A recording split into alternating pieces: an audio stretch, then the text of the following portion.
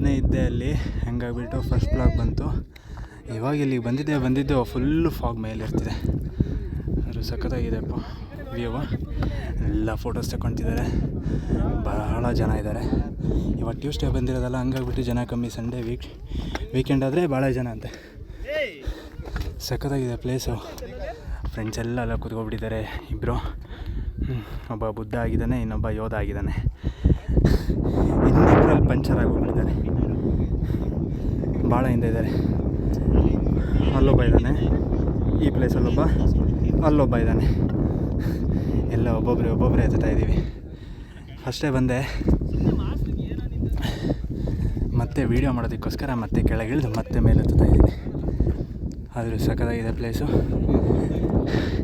Blog ಮಾಡೋಣ ಅನ್ನಿಸ್ತಿದೆ, bore ಆಗ್ತಿತ್ತು, ಅದಕ್ಕೆ ಬ್ಲಾಗ್ ಮಾಡಿದೆ.